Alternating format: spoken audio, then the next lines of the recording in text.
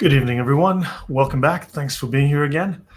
It's 7 p.m. here in Warsaw, Poland, and it's starting to get a little cooler as summer winds down and we start moving towards autumn. But I hope you guys are having a lovely day. So yeah, Tom Bunnytail and Porfirio, welcome. Good to see you guys.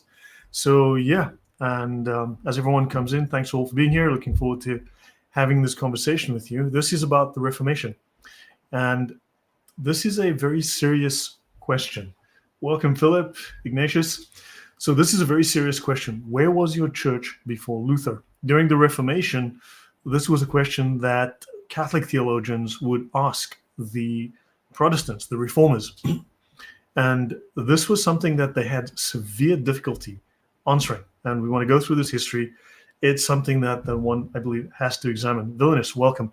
I covered this before with Mal from Sneakers Corner, now Islamic Origins, but I want to do another take on this one because there's a few older slides I'm going back through and trying to do a little bit more research and taking a different angle, examining other aspects that I may have missed.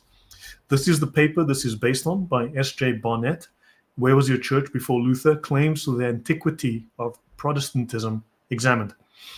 And he opens with, and this paper is easily found. It's publicly available. It's in my archive as well as on the internet. During and after the Reformation, one of the most pressing issues for Protestants was to locate an appropriate answer to a disarmingly simple Catholic question. Where was your church before Luther? Really interesting. And I'm going to give you my conclusions up front. Welcome, Karen. Welcome, Catherine. Hello, Joel. Sorry. Yeah, so I'm going to give you my conclusions up front, so you guys don't have to wonder what I think. I think everyone should know at this point, unless you're new to the channel, what I think and why I say the things that I do. But we're going to find that Protestant historical claims will prove to be bankrupt. And we're going to look at the strength of the Catholic position by comparison. So this is from National Geographic, just a little point of interest, a little history tidbit that they've put out on the Protestant Reformation. They say it was a religious reform movement that swept through Europe in the 1500s. It resulted in the creation of a branch of Christianity called Protestantism, a name used collectively to refer to many religious groups that separated from the Roman Catholic Church due to differences in doctrine. It began in Wittenberg, Germany. This is a link to the original article. Let me just bring it up for 1 second, just so you can see the article itself. That is it here. This is from National Geographic Education, right? So that is a real article. You can look that up. Protestant Reformation, National Geographic Education. So the Reformation began in Wittenberg, Germany, October 31st, 1517, when Martin Luther, a teacher and a monk, published a document he called Disputation on the Power of Indulgences, or the 95 Theses. The document was a series of 95 ideas about Christianity that he invited people to debate with him. These ideas were controversial because they directly contradicted Catholic teachings.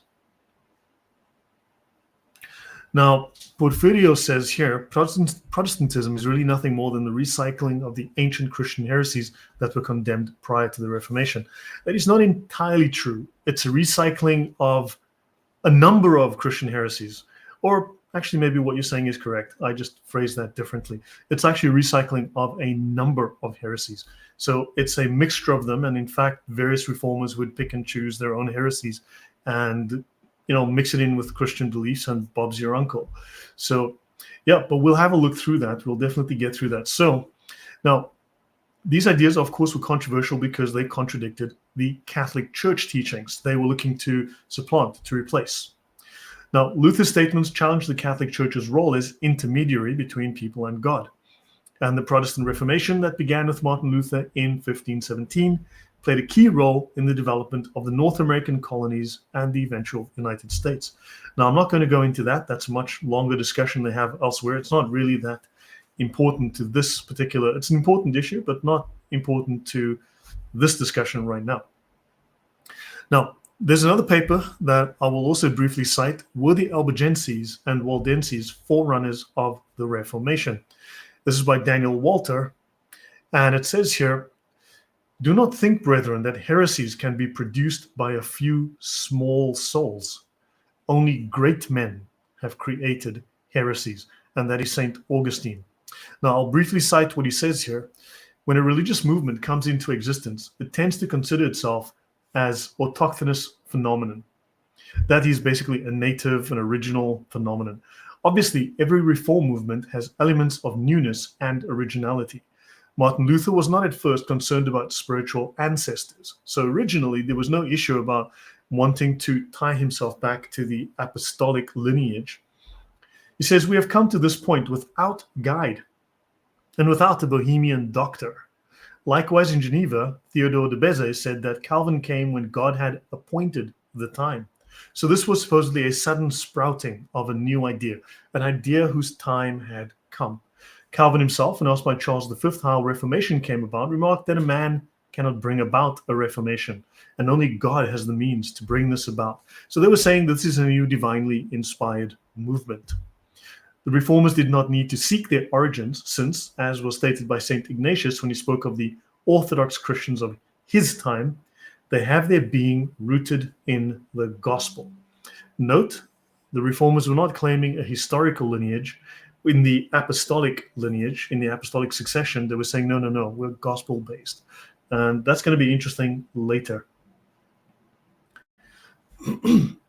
So just so you know, that document is here, and you can find it online with the Albigensians and Waldensians, Forerunners of the Reformation by Daniel Walter. Now, I don't necessarily agree with every single conclusion that an author may make, but these documents are useful. They certainly bring up some interesting points for me to research further. So, were the Waldensians and Albigensians the Reformation's forerunners? And why does he ask this question? Well, it's because the Reformers claimed that they were.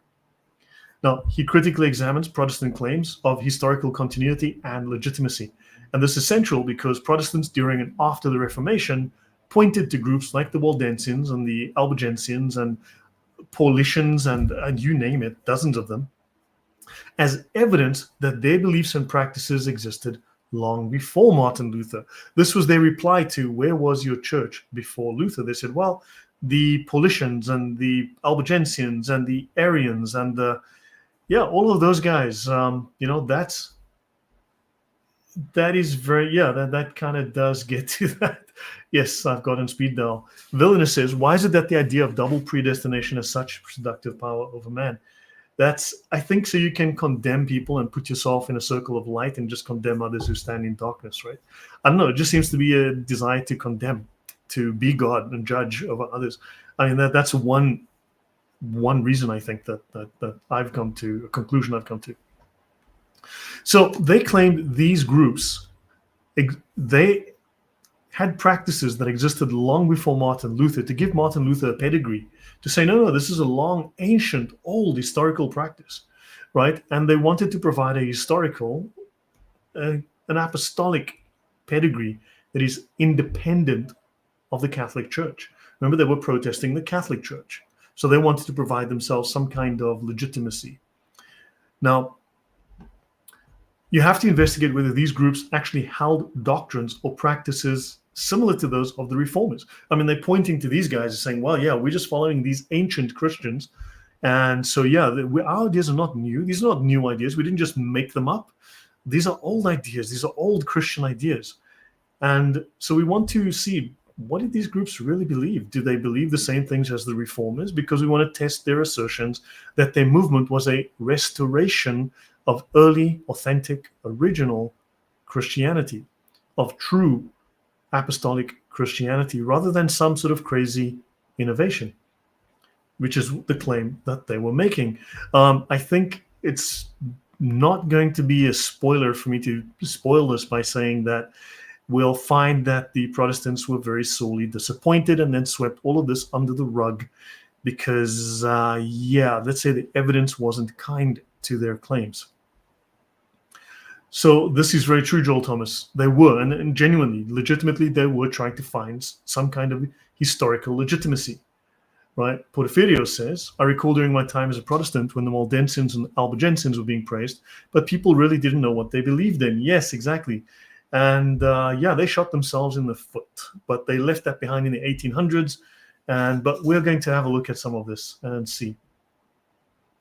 Other groups and denominations would later come along and hold on to Restorationist principles and the whole trail of blood belief. Yeah, that's the Baptists. But that's a story I will get to in the future, not to worry. I've been meaning to talk about that. So, okay, were they a Restorationist movement? Were they an innovation? Were they legitimate? Were they heretical? Were they crazy? Well, we're going to find out. Now, both groups were labeled heretical. That's the Waldensians and the Albigensians were labeled heretical by the medieval church. And their beliefs diverged significantly from Protestant theology. For instance, the Albigensians were dualists. They were Gnostics. And we'll come to a little bit more detail on this whole dualism later, but think of it as they believed in two gods. One god was the dark god who created matter, and there was the light god, the good god, who was made of spirit, and they were enemies.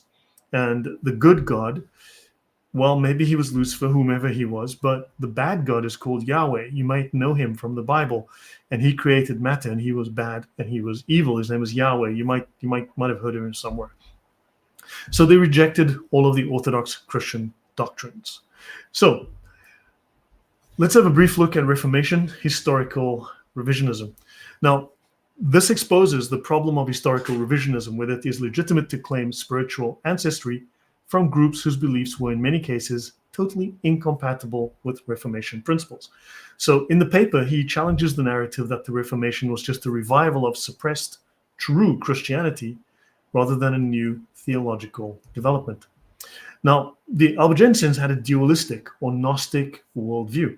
They believed in two co-equal gods, two gods.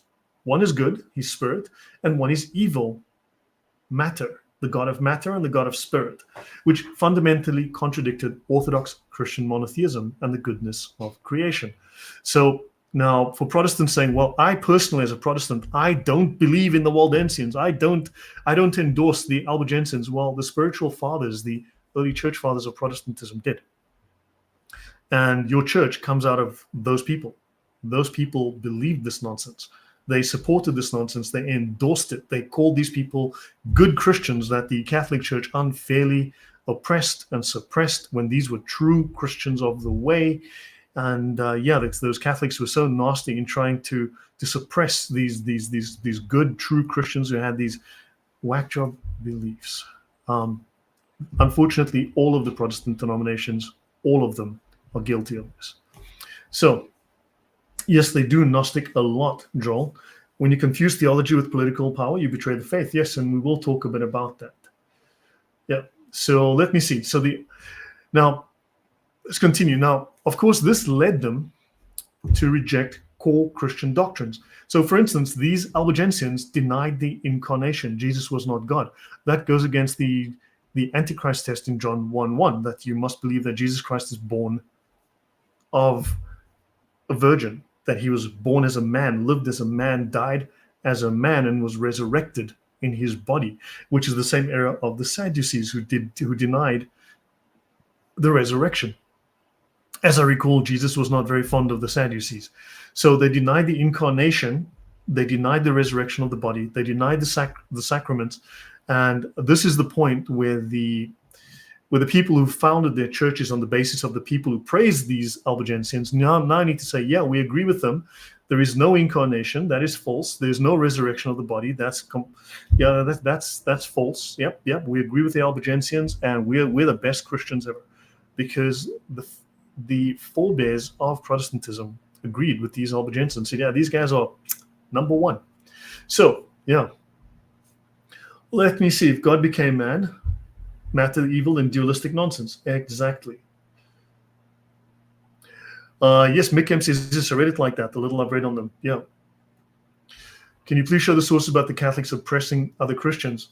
I'm not here to go through that aspect of it, because that's the common claim. The Catholics murdered 50 million people in Europe. I mean, we don't have time to go down little side roads and get confused and lost. Understand? But also, if you spend time on the channel, you know I tend to use a lot of figures of speech and sarcasm. So, yeah. So now, and if you think that was a gotcha, I'm sorry, you're going to have to try a little harder and pay a bit more attention.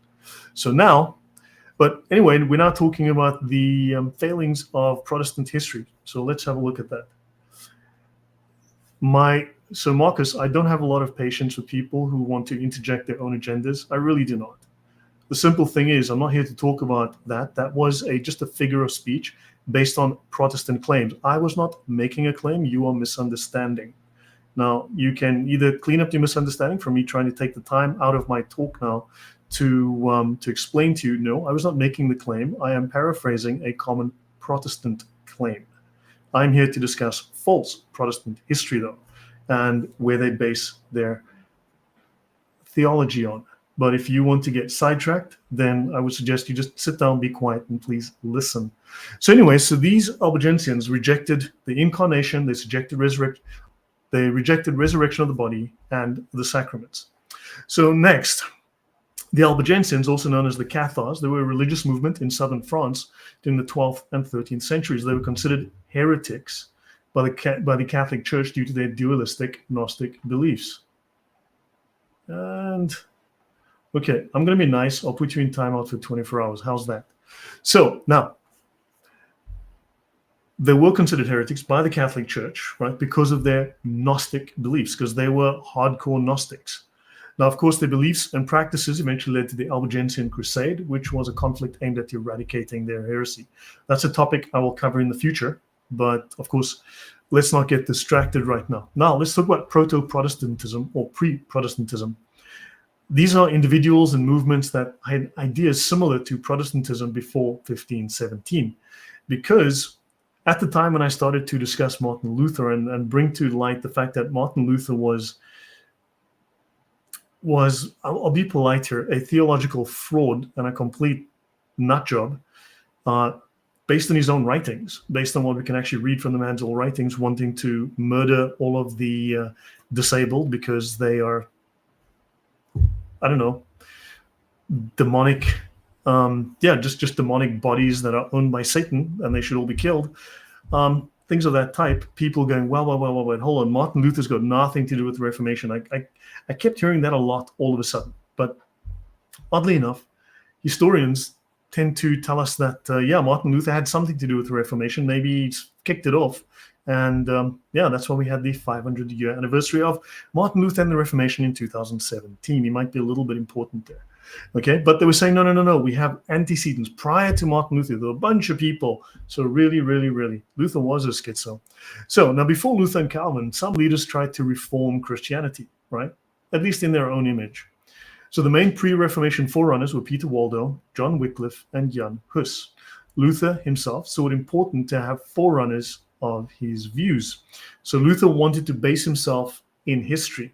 So he praised people that, let's just say, are questionable, like Savonarola, Lorenzo Valla, Wessel Gansfort, who was a nominalist and inspired Zwingli. If you read Zwingli, he reads like he's a 5-year-old, and other groups.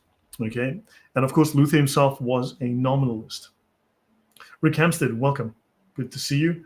All right, so now, according to Edmund Hammer Broadbent in the book The Pilgrim Church, you can see it in the background here, many Christian sects, cults, and movements foreshadowed the teachings of what became the Protestant movements. Of course, Martin Luther focused all of that, and then he made it into a doctrine, right? So now he looked at many groups, such as the Paulicians, known to be heretics, the Bogomils, known heretics, Nestorians, also a little off track here, the Waldensians, the Anabaptists, the Hutterites, the Methodists, the Russian Mennonites, and the Mennonite Brethren. He looked at a whole swathe of these groups. Now, the Paulicians, for instance, and these are all groups that the Protestants were claiming, we're based in history because, look, we go back to these guys who were in the 3rd century, and the 4th century, and the 12th century, and the 10th century. We belong to these guys, these good Christians that don't believe in God, believe that Yahweh is evil and reject the resurrection and reject Jesus as God, but they were fantastic Christians, and we are based in those groups who were original. Okay, fine. Now, the Paulicians rejected the sacraments. They rejected veneration of the cross.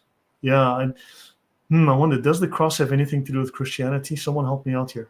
And of course, they rejected much of the Old Testament. They wanted to throw much of it out, like Marcion as well as Martin Luther. They held a dualistic theology. Again, they were Gnostic. That sharply deviated from Nicene Christianity's doctrines of the Trinity, the Incarnation, and a visible physical church. The Bogomils were dualistic in worldview. They denied the sacraments, again, Gnostics. They denied the authority of an institutional church. They denied the incarnation. They denied the Trinity and the veneration of the cross. I think that makes them fantastic Protestants, or at least there's a good reason why Protestants would go, well, actually, we can trace our history back all the way to the Bogomils, because those were great Christians. You can see why all of this was swept under the rug, because it gets a little embarrassing once you dig. Yeah, Martin Luther was a hardcore nominalist. I've covered that before in my previous Luther series. He was a hardcore nominalist. It is insane that he can do that. So, yeah, he was a cuckoo for sure. No, 100%. Yeah, except, kind of like Bruce Lee, take what I like, throw away the rest. But they weren't, they weren't as cool, that's for sure. Okay. Some of the ideas that they stole from was Montanism and Tertullian. So Montanists were a sect of ascetics that were against many developments in the early church. They wanted to go back to the most severe basics, right? And Tertullian converted into this group. Now, parallels have been drawn between Montanism and modern-day movements such as Pentecostalism, including oneness Pentecostals and the charismatic movement. Now, the central issue with oneness Pentecostals is their rejection of the Trinity, asserting that God is a single person who manifests in different modes, or modalism. That's the heresy of modalism. In other words, it's like Jesus is now the Son, and then he goes and changes clothes, puts on a new face, and now he's the Father, and then he goes and does something else, changes clothes, puts on a new face, and now he's the Holy Spirit. So he holds different roles at different times, right?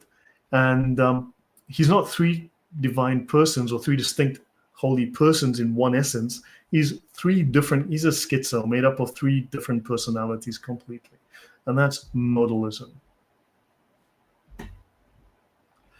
Villeneuve says, yeah, this isn't protesting issues with the church. It's trying to find alternative religions. Is the word Protestant even legitimate? Yeah, one has to ask. I mean, I've simplified this, but once you go into these histories, this is why this was a massive issue between 1600, the writings on this in the church, the Protestant side of it. There's a huge amount of for 200 years, from the 1500s up into the 1700s, towards the end of the 1700s. This was a massive issue. Then it got dropped, and they found a whole new shtick, which we shall talk about. But yes, this is here. Then listening to the Spirit very much foreshadows Protestant reactions to papal claims. You see some of that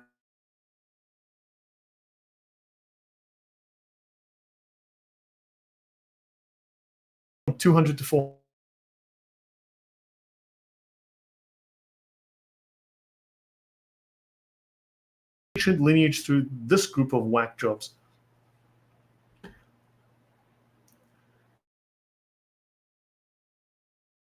Porfirio Santiago de Guzman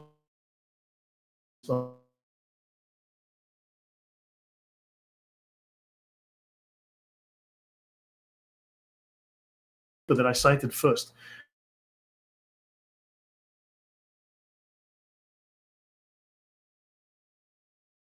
Major church figures from every single Protestant denomination.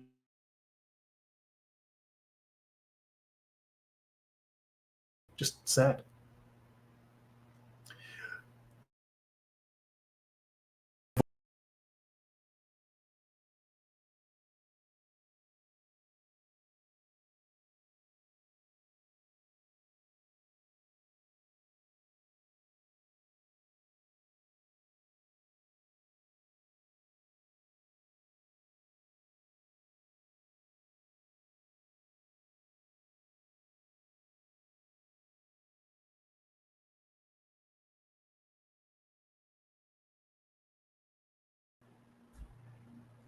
Something strange just happened there. I just got kicked off the stream for a second.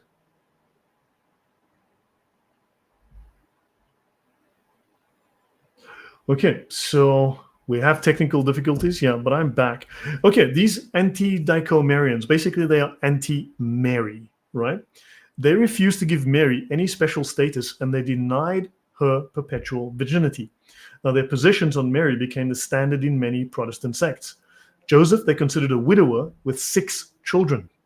They considered Joseph a widower with 6 children already from a previous marriage. Where did they get this information? Well, they got it from apocryphal works. Now remember, Martin Luther took what was in the Bible. Jesus used the Septuagint. That was the Bible used, which contained a number of books which Protestants eventually threw out of the canon. They rejected them as canonical because they said these books were not good enough, even though St. Paul, St. Peter, and Jesus himself used that Bible.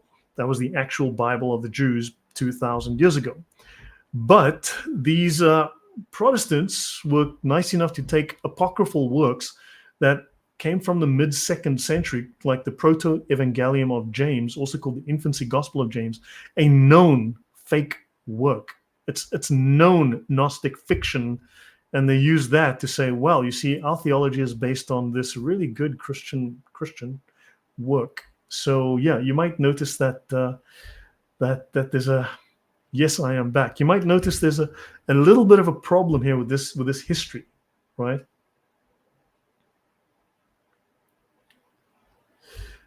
So yeah. So just so you know, I have a gigabit internet connection. I have landline, and I've got a physical cable running into this computer. I'm physically running wires. I'm not to the routers. I'm not using Wi-Fi. But yeah, sometimes I guess it does happen. Tom Bunnytail says it's obvious they want to find a way around the truth that the church has taught. Yes, I mean, they did protest. They did reject the church. So yes. So anyway, so that's an interesting point here. Now, Saint Epiphanius of Salamis, he's a 4th century bishop of Cyprus. He described these people as heretical in his book called Panarion. It's also known as Adversus Heresies, right? Against the heresies. Just so you know, heresies comes from a Greek word, I believe. It means to choose. And what this implies is that they will pick and choose what they like and reject what they don't like. So they'll choose certain things, they'll choose verses they like and reject any verses that go against their theology. That's what a heresy is, to choose, but to choose in a very limited fashion, in a very biased fashion. So let me see.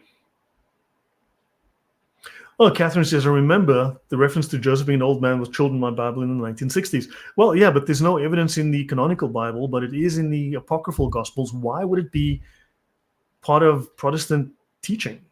Understand? It's just bizarre. Now, other people that were drawn upon are Arius of Sebaste. There's a whole bunch of them. I've just picked a few, for example. Seen as a forerunner of the Reformation by some Protestants, he attacked monasticism, no monks.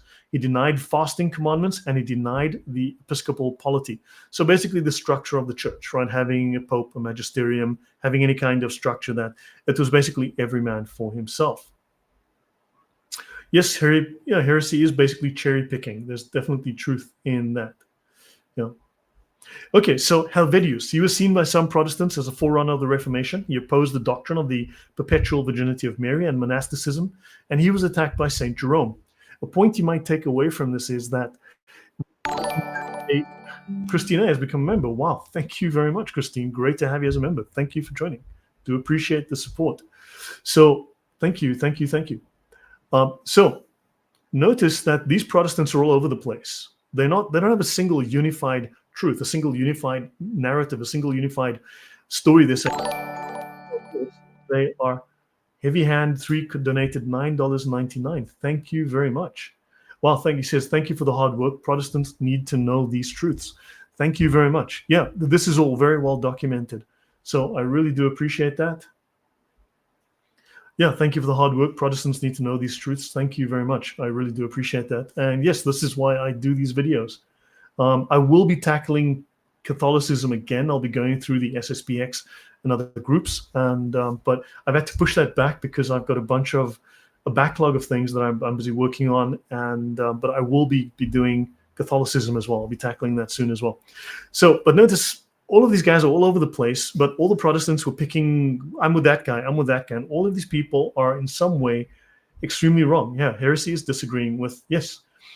So now he was attacked by Jerome. Now who was Jerome? Again, so from against Helvidius, the perpetual virginity of Blessed Mary. This is from about 383 AD that Jerome writes this. He says, "You have, O Helvidius, compelled me to enter the lists and to write upon the perpetual virginity of the Blessed Mary, and to defend myself by refuting your objections. You say that Mary did not remain a virgin. I claim still more that Joseph himself, on account of Mary, was a virgin, so that from a virgin wedlock, a virgin son was born." So that's an early church father. Who was he? St. Jerome lived from about 347 to about 420. He was a very highly learned Latin church father. What denomination is this channel? Does that really matter?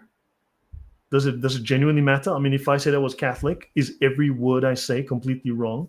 If I said it was the 21st of August at 7:31, would I be wrong automatically because I'm Catholic? Does every single fact? These are very well provable facts, very easily provable facts, well established. And for your information, I was raised Anglican, which means I was raised in the Anglican Church, the Church of England. And no, I'm not a Catholic, just so you know. Now, moving on. So, now, of course, if you're a Protestant, based on the fact that we can see that Protestants were a little lost, to say it politely, historically. Anything you say, I might just need to reject because it's coming from a Protestant. I mean, if that's how people are going to argue, then, yeah. So, anywho. Yeah, Jerome, in contrast to a common argument that Joseph had a previous marriage. Yeah, so certainly you do. Let me see. Joel says it's interesting that Luther and other reformers held to the perpetual virginity. The modern day members of Reformed churches have a lot of mental gymnastics to get over it. Yes. Yeah. So let's go on. So Jerome was a Latin church father, very highly learned. He was a biblical scholar and a monastic leader. And he was known for translating the Bible into Latin, known as the Vulgate, one of the most important translations of the Bible. He was born in Dalmatia, which is basically just here above Italy. You'll see it here. That's just above Italy there. And so he became a priest and then a secretary to Pope Damasus I. And about 389, he established a monastery in Bethlehem itself. His works, including his commentaries and letters, were profoundly influenced the Middle Ages. And he's considered a doctor of the church. So he's not a nobody. Now we come to Jovinian and Jovinianism. So he died about 405 AD. Now, he's a 4th century theologian. He challenged the wave of asceticism in the 4th century. He challenged the exaltation of virginity. He denied the perpetual virginity of Mary. And he believed that there's no difference between abstaining from food and enjoying your food. Whether you fast or whether you eat, yeah, it's the same thing. As far as he was concerned. Yeah, no, that is true. Yeah, people do think if you're potentially Catholic that you are therefore wrong. I know it's insane, but that's just how it is. So these are the ideas that this guy had. So he taught a perseverance doctrine very similar to John Calvin, and he said that only the truly regenerate will persevere to the end. Some have also said Jovinian held grace-oriented salvation views similar to the Reformation, and sometimes he was praised as an early forerunner of the Reformation. It has been argued that Jovinian believed in a distinction between the visible and the invisible churches. Now, he may not have. I mean, who knows? That's a little ambiguous right now. But just notice that these arguments were very important. The invisible and the visible church, these were arguments that were being made by the reformers at the time as ways to either dodge issues where they were required to answer questions or to provide substantiation of the claims or whatever, or they were trying to assert an idea, right? So these were important arguments at the time, and we will explore some of these a little bit more. So this is all based on his statement that the church is founded on faith. In other words, I believe, therefore I'm the church. I'm part of the church. And so for the person who asked me, is this a Catholic channel? You see, I have faith, therefore I'm the church, therefore I can't be wrong because the Holy Spirit's inspiring me. Therefore, no one can tell me I'm wrong because the Holy Spirit is talking through me and has laid this message on my heart, and therefore I'm sharing it with you, so I can't be wrong because it's the message of the Holy Spirit. Thank you very much. Pretty much how that works. And he said then that all in the church are taught by God, and that no unripe members exist within the church, and that no one can enter the church by fraud. Thank heavens. Everyone is taught by God. In other words, you have the Holy Spirit on direct speed dial, So you are taught directly by God because you have faith. Therefore, you can't be wrong, and you cannot enter the church by fraud. Thank heavens, as we know, the church, the Christian church, has exactly a 100% record of zero fraud. Not a single fraud in church history, not one, as Jovinian has told us, because no one can enter the church by fraud, because faith and the Holy Spirit prevent that from ever happening. I mean, if anyone can think of any frauds, any Christian frauds whatsoever, I dare you, I challenge you to list them, because Jovinian said that can't happen. It's never happened. There's never been theological Christian fraud ever, because Jovinian said so, because he had the Holy Spirit, and you have faith, and therefore God talks to you, and you have voices in your head. That's sarcasm, by the way, and I think you might see that this is a little naive at best, juvenile, if not utterly ludicrous and completely stupid. You'd have to be a retard to believe that. Thanks, Jovinian. So, it's been said, right? So he was condemned. As a heretic at synods convened in Rome under Pope Siricius, and in Milan by Ambrose in 393 because of his views. And our information about him is derived principally from the work of Jerome in two books, the Adversus Jovinianum. Anthony Gloria, I actually did reveal my denomination. You weren't listening. I actually said it. I said it. I said exactly which church I belong to. I said exactly which church I grew up in. I told you. I said the words. I gave the answer. Either you're deaf or you weren't listening. Go back 5 minutes to when you asked the question. I answered your question directly and unambiguously. Okay? Now, either there's a problem with your hearing, or maybe you need to turn your speakers up. Okay, I think it's suspicious that your ears aren't working correctly. So, moving on. This is another article from Church History. This is you can see the DOI number. So this is Cambridge University Press, a research article. Waldensianism before Waldo, the myth of apostolic proto-Protestantism in antebellum American anti-Catholicism. And in fact, if you look at the English, they were extremely anti-Catholic, as well as in the US, certainly. So Waldensianism before Waldo. So that's an interesting article, something as well that could be of interest to people. But this question has been examined. What we're discussing has been examined academically. And the answers are, not good for Protestantism.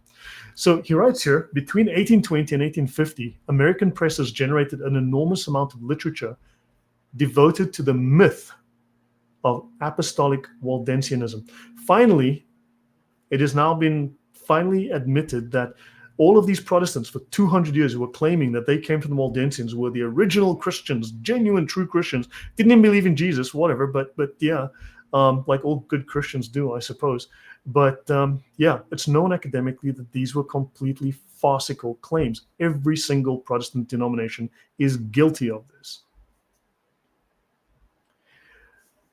Anthony, I'm going to do this once. I have little patience. I said I was Anglican, the Church of England. I said so. I'm going to speak slowly. Anglican, Church of England. Okay, I said it now again. If you need me to write it in crayon and hold it up for you to read, let me know. So anyway, so though the Waldenses began as a lay reform movement, good intentions, right? The road to hell is paved with good intentions by lay reformers. In the 12th century, speculations about their apostolic origin were popularized in the 17th and 18th centuries. In other words, myths were made up about, yes, we are actually truly apostolic church because we go back to the Waldensians and then they go back to Jesus. Right, so now, okay, so I'm not sure what's so funny about saying Anglican. I'm not so sure what's so funny about that. But perhaps you want to define. I'll give you one opportunity. As I said, I don't have a lot of patience. Okay, do you know that 73% of evangelicals in America don't believe that Jesus is God? Do you realize that something like 60% of them don't believe in the Trinity? These people claim to be good Christians, but they are Arians. They are actually heretics. So a vast swathe of American quote-unquote Christians are fake.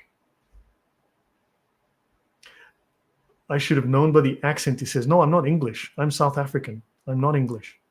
I'm South African. So, okay, moving on. Enough nonsense and distractions now. So, moving on. Let's continue. Now, the historical construction, this false historical construction gave American Protestants a versatile rhetorical weapon against an increasingly encroaching Roman Catholicism. What was happening was the Roman Catholic Church was actually making strides. People were accepting the theology in the church, and there was a dissatisfaction with the fracturing within the Protestant movement. So now, the apostolicity of Waldensianism, the supposed, allowed the Protestants to trace their teachings not only to Scripture, but through the Middle Ages and the early church, providing a ready answer to Catholic accusations of Protestant novelty. Again, the question is, where was your church before Luther? And of course, they said, no, we definitely look at the Waldensians. They were the good guys. They were true Christians, and we were them. Additionally, re-narrating the history of Waldensian persecution at the hand of Catholics reinforced nativist conceptions of Catholicism as a violently tyrannical religion. What they were doing was they were simply making claims that demonized Catholics.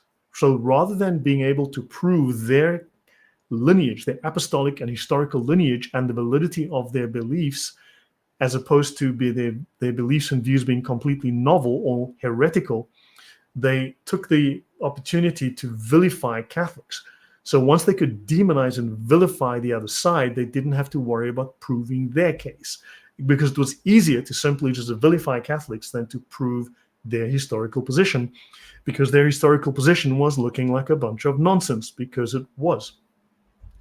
So this then became a call to action for Protestants to resist Rome's attempt to gain power in the United States. Yeah, trying to play the victim card. Exactly. That's very, very much it. So let me see.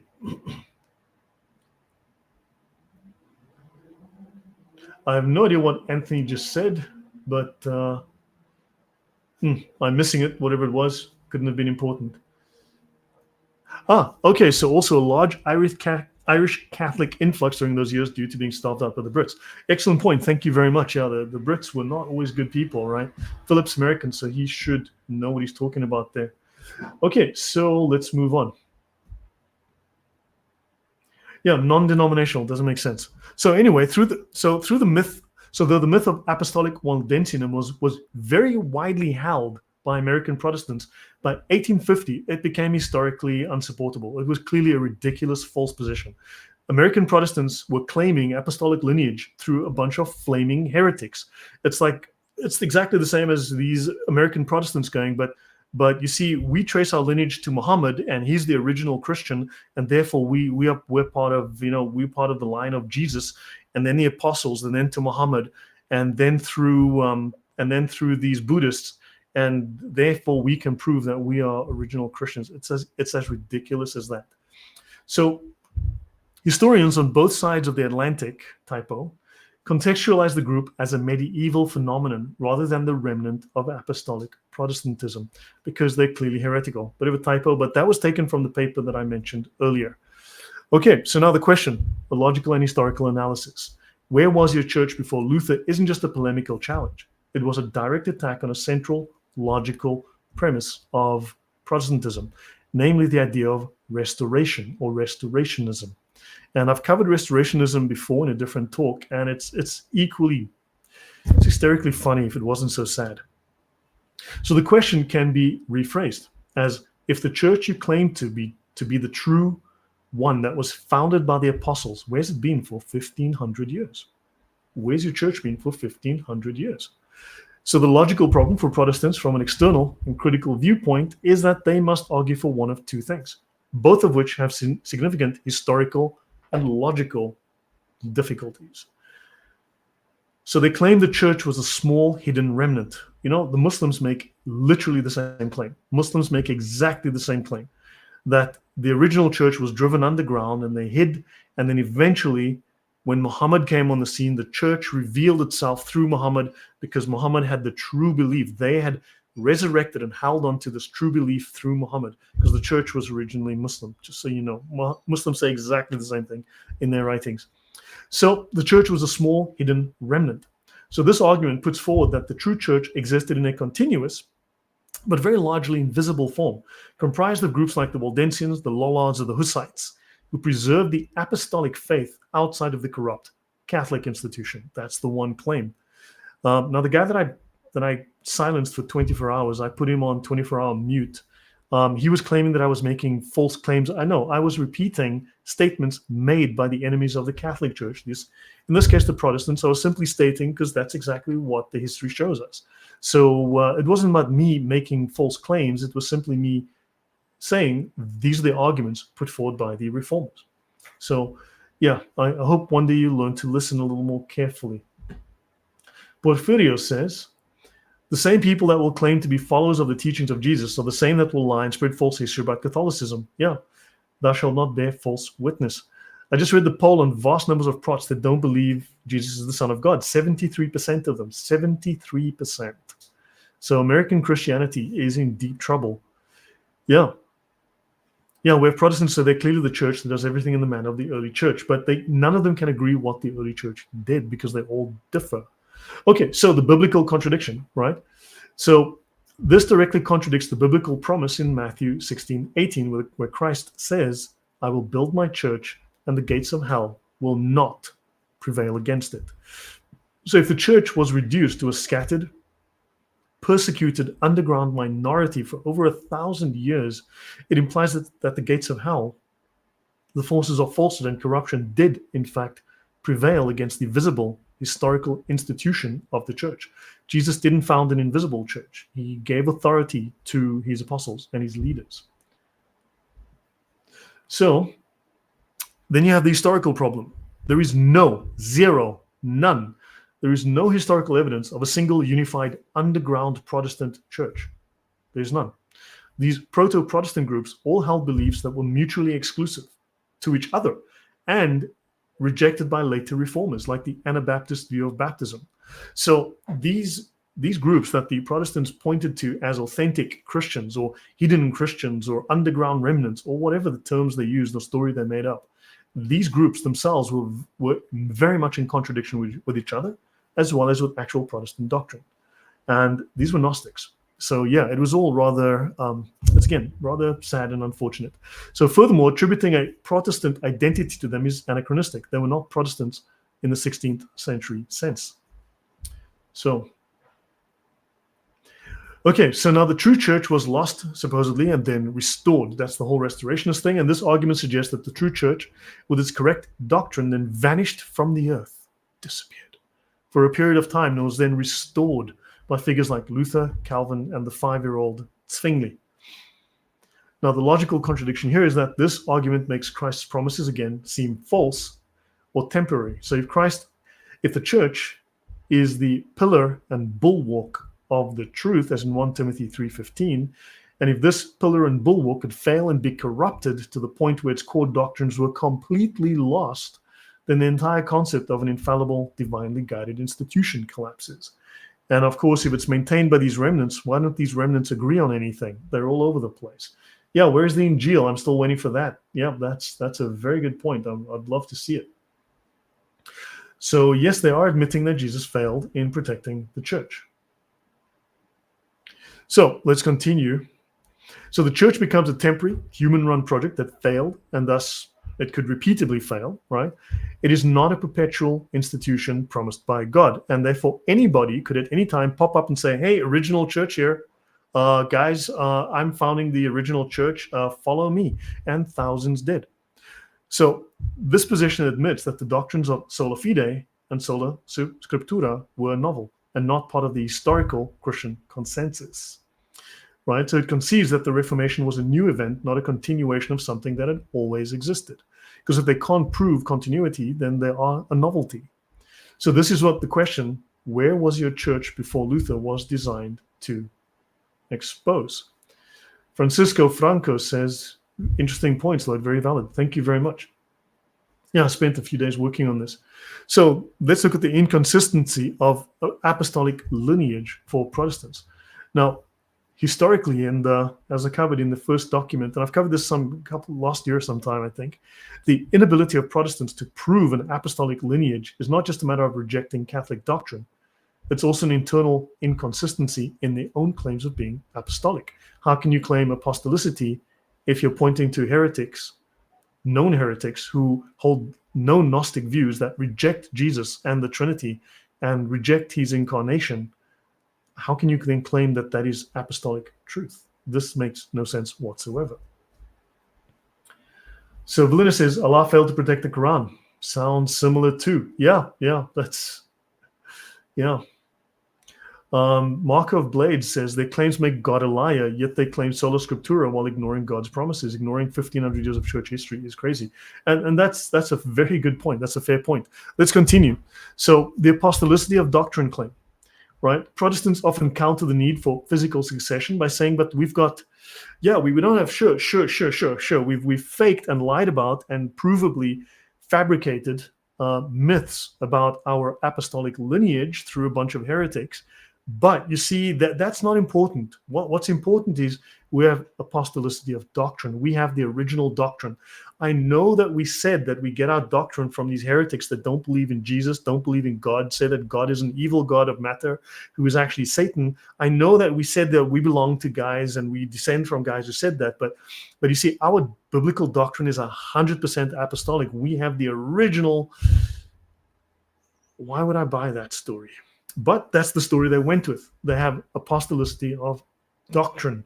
See, we're biblical. That's the term they use today. We're a Bible-based church. I'm a Bible believer. Yeah, I can't prove apostolicity because we gave up on that lie a long time ago, but we're biblical. So they claim to hold to the same beliefs as the apostles, even if they don't have a direct line to the bishops, because they're biblical. Because now you don't have to prove anything. You just make an assertion. I have God on speed dial. So, yeah, matter is evil. That's Gnosticism, right? Yes. That's one of the major tenets.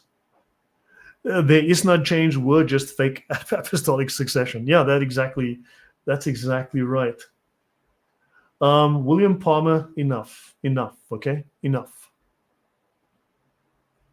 So they rely on the assumption, right? So they rely on the assumption that they, 1,500 years later, have a more accurate understanding of what the apostles taught than the generations of bishops, theologians, early church figures, the followers of the apostles who then carried on that message, right? And people who were closer to the apostolic era, they claim that 1,500, 1,600, 1,700 years later, they have a better understanding than the early church fathers. So this is a huge leap. William Palmer, I'm going to silence you for, I'm going to put you in timeout. Excellent, thank you. Okay, so now it's a very large logical leap to assume that the correct interpretation of the Bible was lost to the entirety of Christendom, everybody, for 1,500 years. That's a huge assumption, and that's, I think, a massive assertion to make that, but 10 years after Jesus died, the church disappeared. And everything went underground to a bunch of heretics. And suddenly it was all rediscovered 1,500 years later. And these reformers now have the accurate, correct. Yeah. So I have no idea what Mr. Palmer was on. So the core of the issue is that Protestantism as a movement must either claim a historical lineage that it cannot prove and has not been able to prove. We've got the document that I first referenced that I showed you shows 200 years of attempts that were proven to be fabrications. Or they must admit to being a new theological creation, that it isn't innovation, it's new, it's novel. So welcome, Janice, good to see you. So the historical evidence does not support a continuous unified Protestant church existing before the Reformation. So the logical conclusion is that the doctrines and ecclesial structure of Protestantism were novel developments, not a rediscovery of an ancient but hidden truth. Of course, we know that Gnosticism believes in hidden knowledge, but yeah, this is not a hidden truth that they just suddenly uncovered. They have no apostolic lineage, so therefore they are novel. So the question, where was your church before Luther, was a very devastating question for these Protestants, these reformers, precisely because it forced a confrontation with this historical and logical reality. This is why Martin Luther insisted that people don't listen to the church fathers, but listen to Luther and reject history and reason.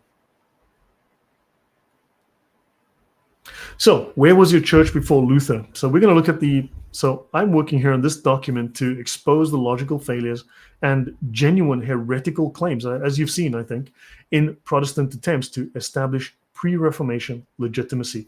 And so this is based on S.J. Barnett's critical analysis, right, from 1999.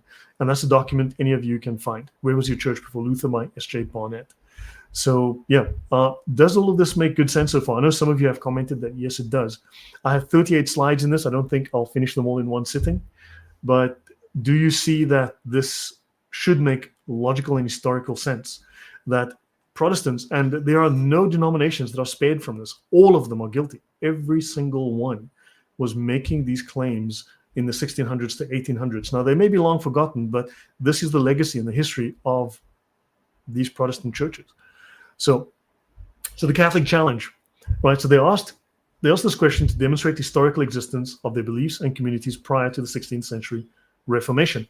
And they wanted evidence of a continuous visible church lineage, that predated Martin Luther, right? And apostolic succession is the idea that true Christian teachings and authority were handed down in an unbroken line from the apostles. And if Protestants cannot trace their origins back before Luther, their claim to succession back to Jesus and the apostles is in question. Again, so we've covered this. They either have to admit novelty or they have to fabricate historical continuity. And they chose to fabricate historical continuity. That is documented, unfortunately. So, yeah, and all of these claims of proto-Protestant groups, there's nothing in the historical record to support these claims. Let me see.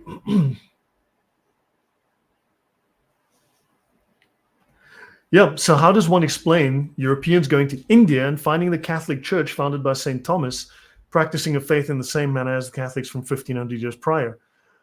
That's a very good historical question. And Philip is going to do his fourth Camino soon. Great. Okay, so let's continue. So there's inherent contradiction in Protestant ecclesiology, right? They emphasize an invisible church of true believers, but they want to prove a visible historical lineage. But they want to then claim that they are biblically correct.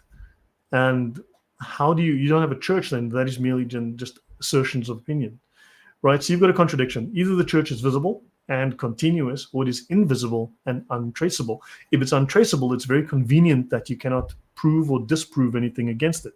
But you can't be true both ways. It's either visible and continuous, or it's invisible and untraceable. So again, remember, their strategy was to delegitimize the Catholic Church and not to defend their church.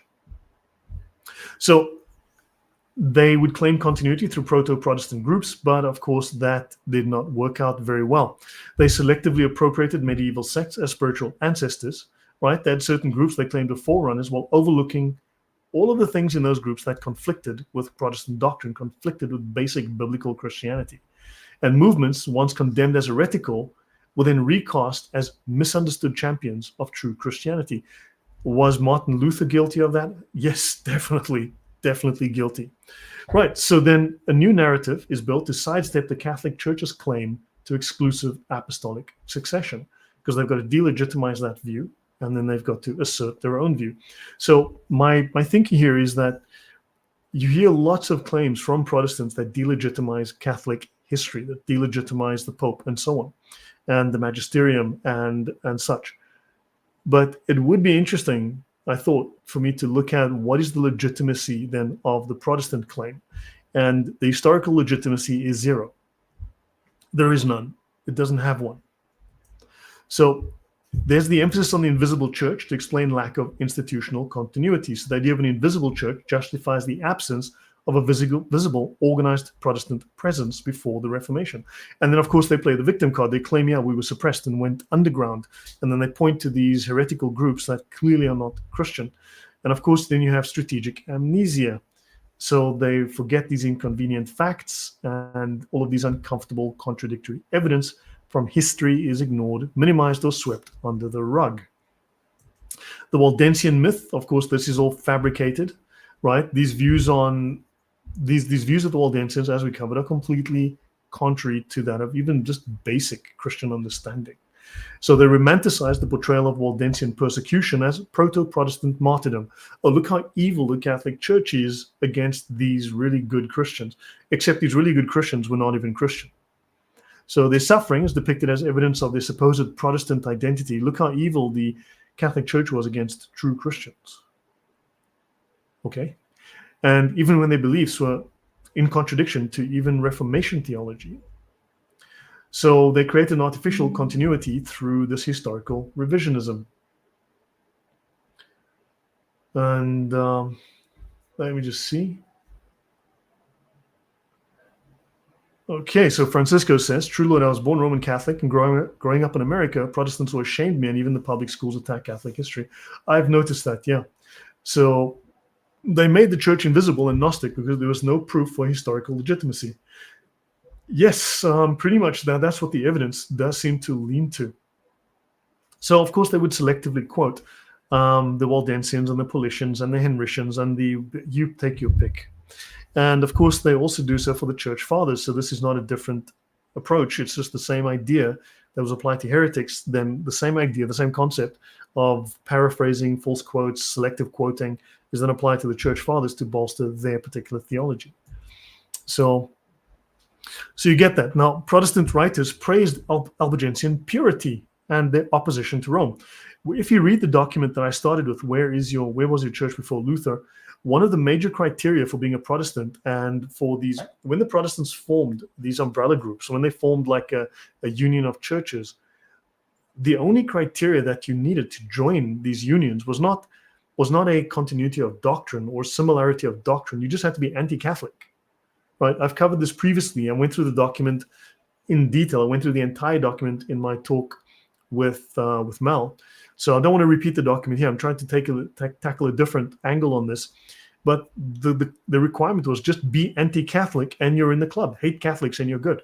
Doesn't matter whether you believe Jesus was a purple-haired dog that was sent down by Jesus to lick everybody's faces and give them salvation that way. Doesn't matter. Doesn't matter. You just had to hate Catholics. That was it. And you were good. So these people, these Albigensians and Waldensians and all sorts of crazy Gnostic groups were then champions of reform. They were suppressed and murdered by the nasty Catholic Church. That was the story. So they also deliberately ignored Albigensian Manichaean dualism. Manichaeism, yeah. So they overlook or downplay the Albigensians' core belief in Manichaean dualism. The idea that the material world is evil, not good, and created by a lesser God, which is fundamentally at odds with Orthodox Christianity, because the lesser God is a dark God who defied the original God, the good God of light and spirit, and Yahweh is the dark, evil God who created the earth, the God of matter, the God of evil. He created corruption. So that's the Albigensian belief, but Protestants were going, yeah, those are the good Christians, which is bizarre. Now, John Wesley, something I'd look at probably in the future, but John Wesley, the Methodist, he praised medieval Manichaeism. Manichaeanism is a heretical belief. It is a Gnostic belief, a dualistic belief, as I've just described. And it is also part and parcel of Islamic history. These ideas made their way into Islam, as I've covered in the past. Now, John Wesley, he founded Methodism, went so far as to commend aspects of medieval Manichaeism, despite its radical departure from Christian doctrine. And this just shows us the lengths that reformers would go to find historical allies. Now, there's a contradiction. They were condemning Catholic errors while praising actual heretics. They were praising actual heretics. So this is a clear inconsistency here in denouncing Catholic teachings as corrupt or heretical, while simultaneously these major Protestants, Wesley and Calvin and Luther and so on, were venerating groups like the Albigensians whose beliefs were even further removed than the claims they were making about the Catholics. These beliefs were completely off the wall, but they were going, yeah, those are good Christian beliefs. Now, there's an Anglican covered in the document called A. Blackamore, and he condemned the Protestants. So he, in contrast, he openly condemned the Albigensians as heretics. He went against his peers in this, and he exposed the lack of consensus and coherence among Protestant scholars regarding which historical groups should be embraced as spiritual ancestors. So yeah, let me just catch up with the comments. Ora says, reminds me of Gortland's recent video. Oh, G. Ortland, yeah, Proving Sola Scriptura. I have listened to a lot of Gavin Ortland. He's a good speaker. He speaks well. I think he is slippery as an eel caked in grease. Honestly, there's something about this guy that just gives me the shivers, man. I'm like, I don't believe a word he says. Speaks well, makes nice videos. I don't believe a word the man says. He spent a major section at start going after the Catholic positions, not giving a positive case. Yeah, things did not change, and that is a fair statement, I believe. Villainous says, to me it seems a lot about power. I want religious power, not an elected pope. Makes sense, seeing Protestants connected with secular power straight away and then making war. Yeah, that very much happened. Have I missed anything? Maria Torres says, I was Protestant and always defended Catholics and would even explain to them their beliefs because they were taught wrong about what Catholics believe. Everybody's always working out who's teaching truth. Yeah, well, there's a lot of badly catechized Catholics. I will admit that. I've come across that. There's a lot of badly catechized Catholics. Let me see. Have I missed any comments? Okay, no. So, guys, this is all making... Oh, Janice has changed devices for a comment. So good luck, Janice. I hope it works now. And thanks for joining us. So, guys, all this makes sense so far. I mean, I've spent about, 1 hour, 5 minutes? Good grief. I'm not sure I'll finish it today. I'm one more slide and I'll be halfway. But does it all make sense? Does this make rational sense to you? While I'm at this, would anybody like to come up? Villainous, would you like to come up and make any comments on this, or anyone? I can give everyone a couple of minutes to share their thoughts if you want. Francisco says, thank you very much. He said, Lloyd speaks the truth. They were off the wall, way further and way more alien. Yeah, distinctly, definitively anti-Christian. Yes.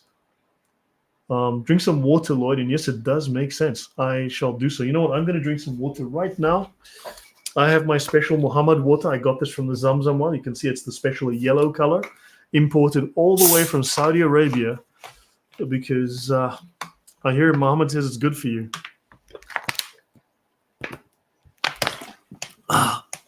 Nutty. Villainous says, I've moved recently, Lloyd, and not set up yet. Okay. Yep. So, guys, hopefully this does make sense then. I'll go on for a little bit more. So you cannot claim heretical ancestors as orthodox predecessors. I mean, that's just, come on. I don't have to explain that, do I? So you can't claim continuity with groups whose doctrines, such as dualism and rejection of Jesus, rejection of the Trinity, rejection of Jesus as an actual human being, stands in direct opposition to both Catholic and Protestant orthodoxy. I mean, these ideas that are bizarre, but Catholics bad, these guys, these are our Christian forebears. That makes no sense. Sharon says, Maria, I've had problems too. You do Vatican II. Oh, too many coddling that are laughing, Catholic charities, but I'm still a Catholic. Look, humans are fallible, right? The institution will remain. Humans cannot expect perfection. But if you jump out of the ship and you take a little rowboat, you are no longer part of that ship. You're no longer part of that group that's on that ship. You've started a new thing. That's exactly the case with the Reformation. I mean, logically speaking, they jumped overboard and they started their own thing. Do you accept Protestants as fellow Christians? I mean, if you look at the Catholic position on this, of course they do. They accept them as fellow Christians. They'll say they have an incomplete truth. Now, I've covered Martin Luther. We bought the entirety of Martin Luther's works. I've spent the last 4 years reading it. I've read through multiple sections of biographies of Martin Luther. The man was, politely put, wrong. When I start finding Martin Luther to be correct about something, that'll be fun to find. But so far, all I can find is that theologians, historians, and popular narratives about Martin Luther are nothing short of just fabrications, garbage, and lies. So, yeah, they are. These people are very sincere. But look, they're also very sincere people who wanted to change the world, do something important, went to, let's say, climb up Mount Everest very sincerely and are dead, because sincerity doesn't guarantee success, nor does it guarantee correctness, nor does it guarantee good preparation, nor does it guarantee good sense. The road to hell is paved with good intentions. So people can have good intentions and be completely wrong and fall off a cliff. So let me see. Peridot says, welcome, Karin. Yeah, it does make sense. I'd like to revisit the show. My eyes are being opened. Thanks, Lloyd. Well, thank you very much. Yeah, I covered the actual document itself previously with Mal. So now I'm just doing another take on this. I'm trying to go back to some old things. Luther was more than a little bit loony. I can tell you that. The man was more than just a little insane. If your doctrine was apostolic, you should be able to show a doctrinal lineage, just like with that. Yeah, exactly. Yeah. Okay, so let's continue. So let me go a couple more slides at least. So why the praise of Manichaeism is shocking? I mean, this is not John Wesley, So it's a dualistic religion that was founded in the 3rd century by Mani. It was taught that the universe was the battleground between two equal and opposing forces. Right? A good spiritual God and an evil material creator. You know him as Yahweh, the guy in the Bible. That's the bad guy, just so you know. This worldview contradicts the foundational Christian belief in a one, all-good, all-powerful, all-loving creator who declared creation very good in Genesis 1:31. Right? So for centuries, the church, both East and West, condemned Manichaeism as a grave heresy. And of course, John Wesley comes along and Martin Luther come along and they go like, yeah, that's good stuff. I don't know. Usually the Catholic Church was just persecuting these good Christians, driving them underground, and they were true Christians, and that's how we get the apostolic lineage.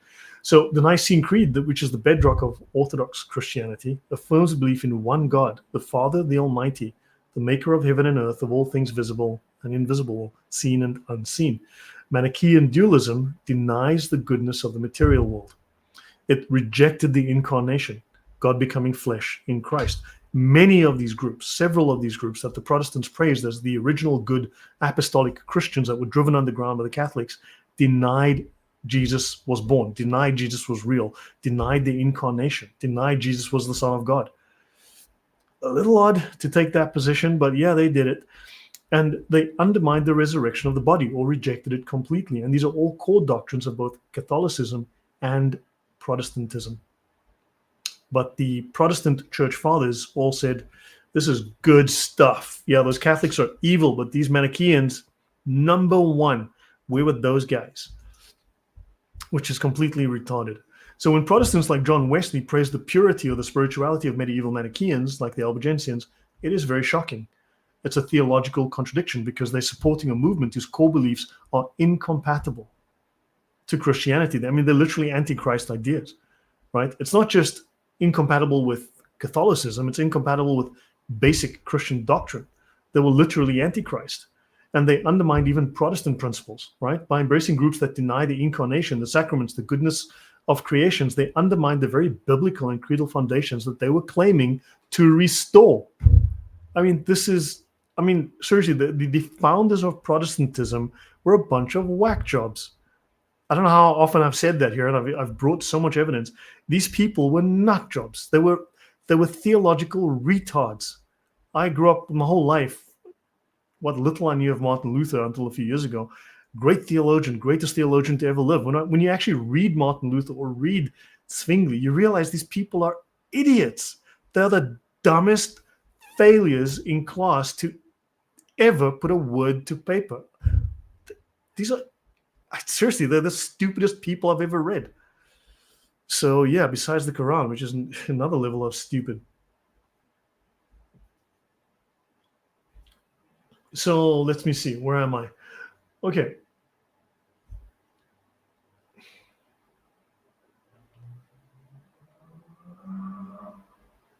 Okay, yeah, so yeah, Jesus didn't say that the Catholic Church he set up with the 12 apostles, the universal church, wouldn't work. Yeah, Jesus didn't say, guys, you guys are going to go underground, you're going to have to hide in caves forever and ever, and then in the 1500s, just wait 1500 years, just chill, cool your heels, like just sit back, relax, and in 1500 years, Luther's going to fix that for you. That's not in the Bible, right? The church is supposed to endure. Okay, so good point. Yeah, be like atheism. Stop believing in God. Start believing in anything. Stop being associated with the apostolic church. Believe any old random thing. Nathaniel, the Catholic Church was doing some crazy stuff, though. The Reformation wasn't unprovoked. The Reformation was, look, I think we can honestly at this point say that the Reformers had their heads up their asses, right? And the Reformers were talking a lot of poop. And the Reformation was in many cases unprovoked, because I think if we start to look at the remember, the whole point of the Reformation and the Reformers was because they couldn't find any legitimate authority or historical legitimacy for their position, they had to attack and lie about the Catholic Church. So most of what, for instance, take the black the black legend, take the Spanish Inquisition. Now, I have a ton of material. I have hundreds of pages of material on the Spanish Inquisition that I spent months going through. I know I've never presented it. I've had it at least ready for the last 2 years or something. I haven't now formatted it, but I have 95%, 98% of what we've been told about the Spanish Inquisition was nothing but Protestant lies. Lies, lies, and lies. The Protestant reformers were liars, liars, and liars. That's it.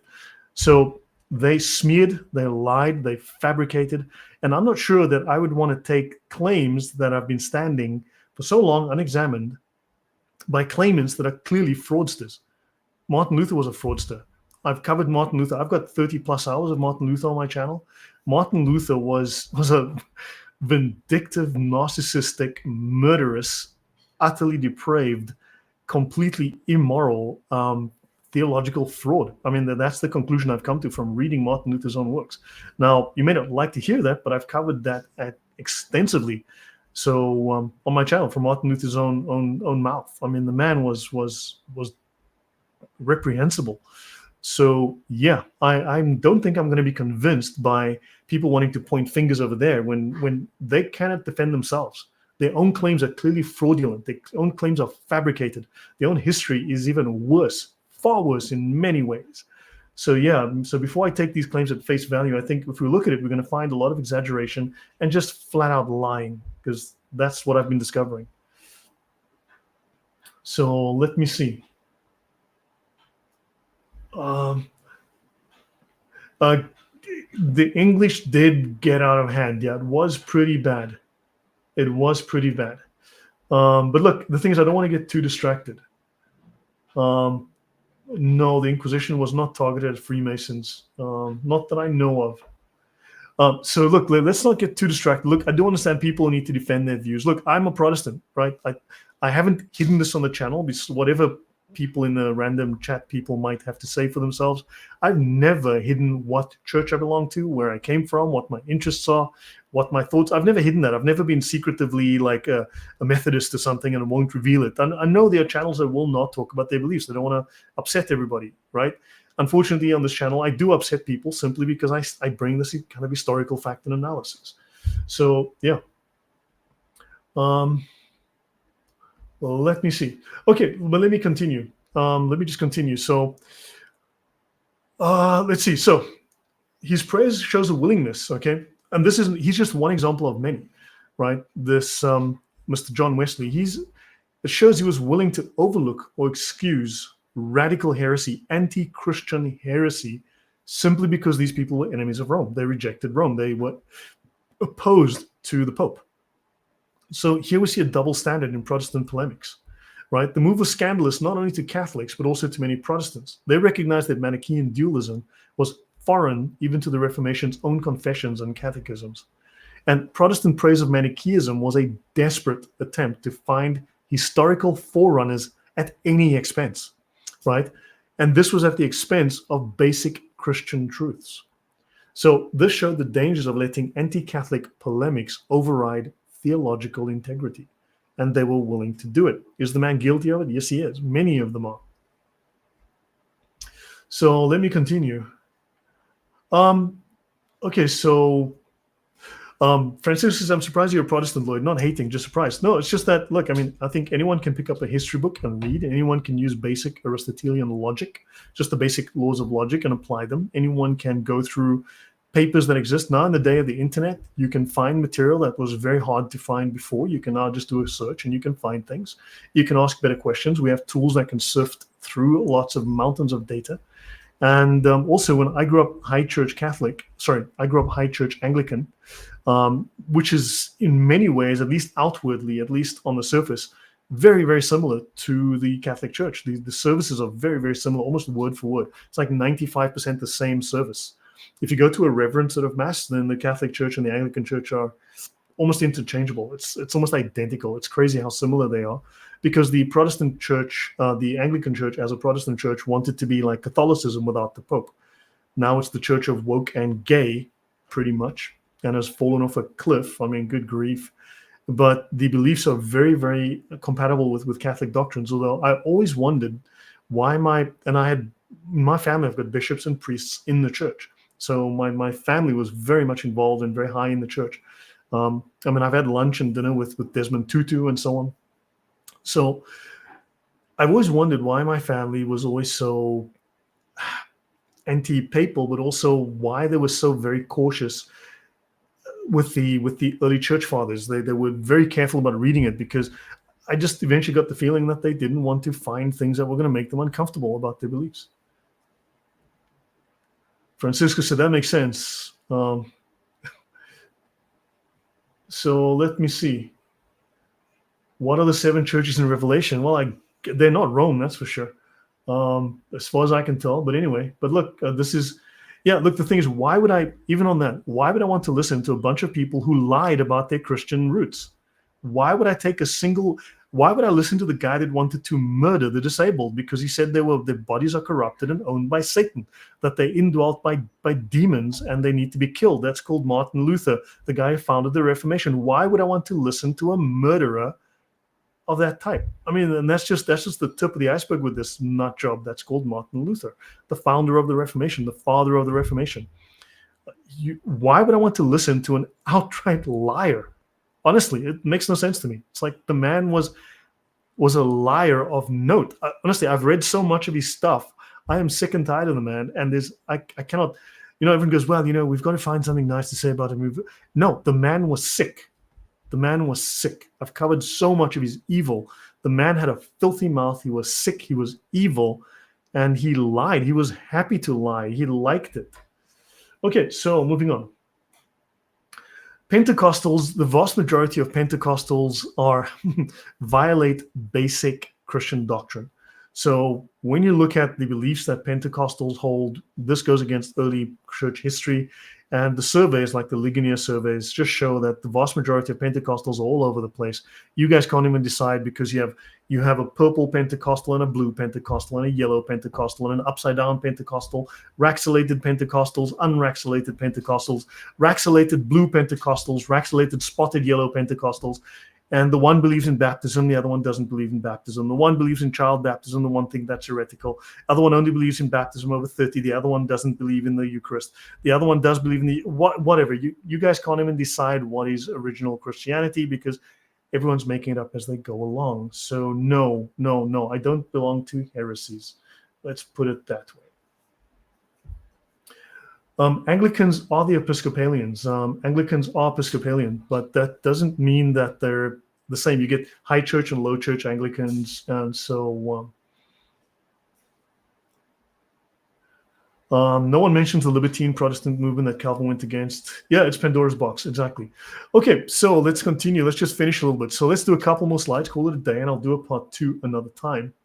So logical contradictions. So you have Protestant claims, apostolic succession through these medieval sects. Okay, so this is well-documented history. This is not even the historical record from from the 1500s to the 1700s is hysterical.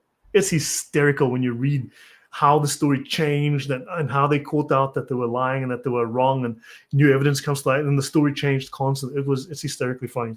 Read the paper, Where Was Your Church Before Luther? It's well worth reading. Or watch the video that I did on it.